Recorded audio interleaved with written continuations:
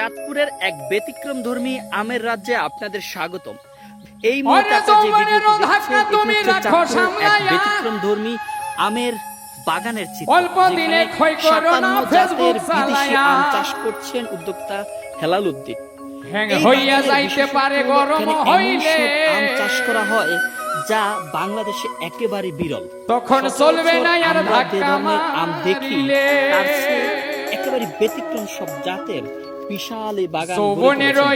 তোমার ফুরাইয়া গেলে চলবে না আর ধাক্কা মারিলে, যৌবনের এমবি তোমার ফুরাইয়া গেলে চলবে না আর ধাক্কা মারিলে।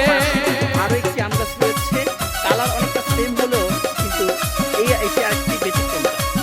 এই পাশে দেখুন, এই যে আরেকটি গাছ দেখছেন, এটি কিন্তু একটি অন্যরকম জাত এবং প্রত্যেকটি আমই কিন্তু ব্যতিক্রমধর্মী এবং দামও কিন্তু তুলনামূলক বেশি এবং স্বাদ একেবারে অতুলনীয়। যারা এই শাহতলীর ফুড ভ্যালিতে আসে তারা এই আমের সৌন্দর্য দেখে একেবারে মুগ্ধ হয়ে যায়।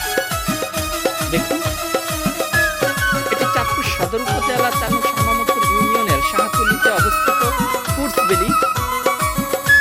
দর্শক, বিশ্বের দামি আমের মধ্যে অন্যতম এই আম মিয়াজাকি বা সূর্যটি মুকুল সহ বিদেশি আমের কলম চারা পেতে আমাদের সাথে যোগাযোগ করুন।